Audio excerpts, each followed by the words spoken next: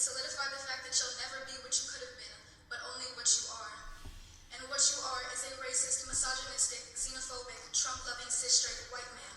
This is why you don't let Gen Z do anything. Alright, so I was just browsing up here on the internet. You guys see from the title of the video that I found something interesting, I guess, to say the least. And I haven't watched it yet. I'm going to watch it live here. We're going to discover this together as a team. Because that's what we are. We're a team, which is why you're going to like and subscribe before we go any further, and leave your comments in the comment section once we actually get through with all this stuff. And thank you ahead of time for doing that. But yeah, so apparently her dad is died, and she decided at the funeral, when she was giving a speech, to point out that he was a racist, Trump-loving, cis, straight white man. Glad she went through the whole checklist. But Dad, please know that while I am grateful and highly aware of all that you've given this family, I still don't miss you. When you died, I felt like there was a hole. I missed something, but it wasn't you. It was the idea of what you could become. I miss being able to hope and wish that one day you turn a corner and see the world from my perspective. I miss the idea that one day you might help me fight for the things that matter. I missed my fantasy of you. So it's a good start. It's somebody who felt entitled to everyone around them having to see their worldview as the truth. Notice there's no actual, fight for the things that mattered. What mattered? Was he fighting for, I don't know, a healthy economy? Was he fighting for better school choices, safer neighborhoods? But the things that matter, so what? He wasn't fighting for pronouns in people's bios. He wasn't fighting to allow, genderless bathrooms. He wasn't fighting for that stuff. He wasn't fighting for the stuff that mattered. Because when you died, it solidified the fact that you'll never be what you could have been, but only what you are. And what you are is a racist, misogynistic, xenophobic, Trump-loving, cis-straight white man. That is all you will ever be to me. And Dad, before you tell me to respect the dead, please remember that you disrespected and disregarded the lives and deaths of entire communities of people with your ideology.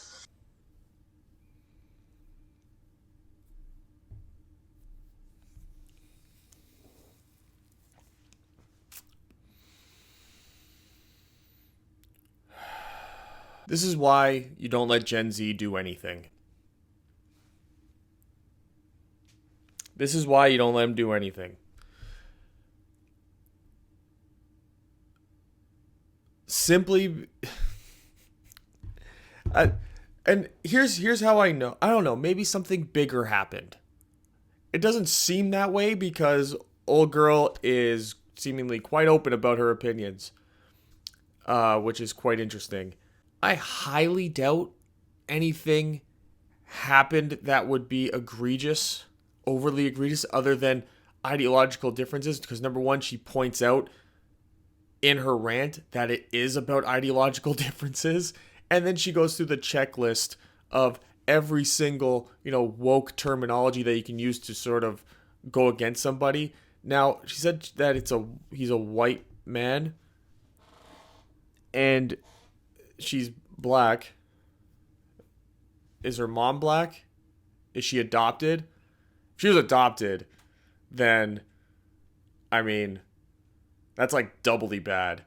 Because it's like, bitch, could have left your ass in that orphanage. If she's mixed, then it's like, you're half white.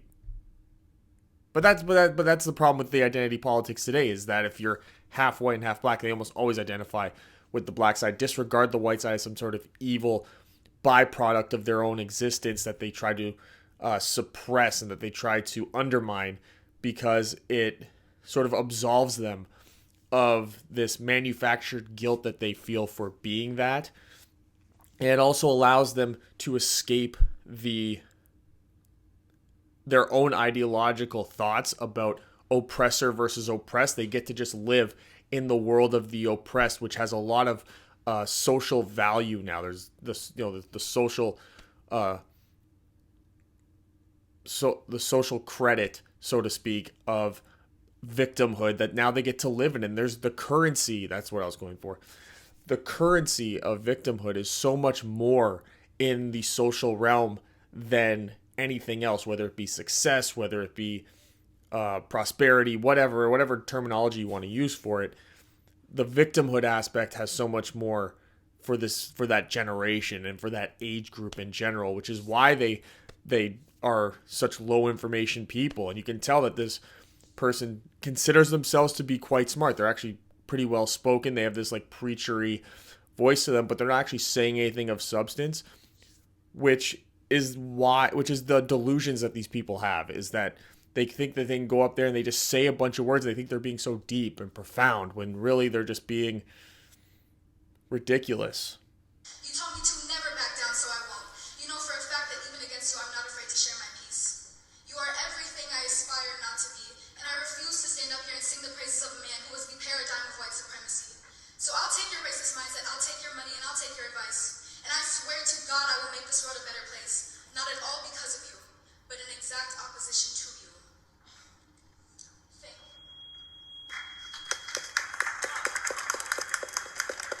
It's one hell of an awkward clap there at the end.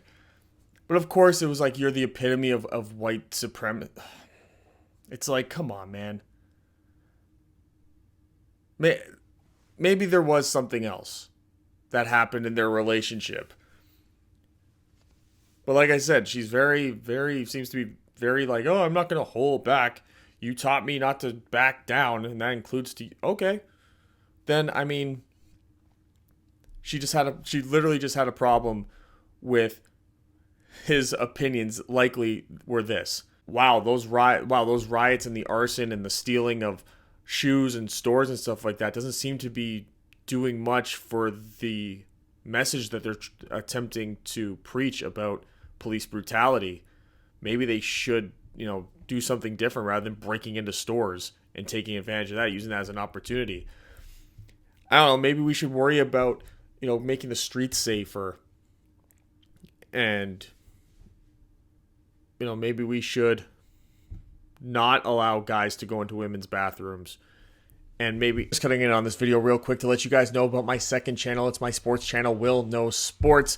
Cover all things sports related there, mock drafts. I even do a little bit of like, hey, what parlays am I going to be doing for the weekend? Of course, gamble responsibly. So if you're interested in all that sports stuff, you can go in the description of this video, click the link, and I'll send you to my second channel, Will Know Sports, where you can subscribe to that as well and keep up with all the sports talk for the week. Now let's get back to this video.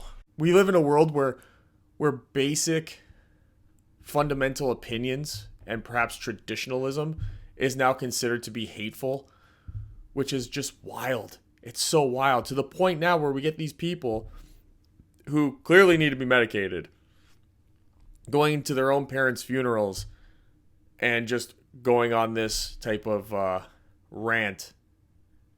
And for what? And for the attention, I guess. For this exact moment, for this video to go viral, to have their viral moment, to be forever known as the strong, independent woman of color who stood up to her own white supremacist parents, even at a funeral, stood there strong and into the faces of her own family members and stood in her truth and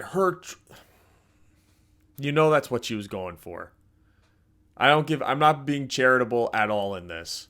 I'm just not, because to be honest, a lot of the woke BS doesn't deserve charitable interpretations of why they do what they do at this point. Not anymore. And it's wild to me that this is the direction that this person decided to go. I don't know how old they are, but they might come to regret it. But then again, we see people who are well into their 40s acting this irresponsible and doing things for attention, because that's what we live in. We live in an attention-based society. Speaking of attention, how about you guys like this video so more people can look at me and listen to my thoughts?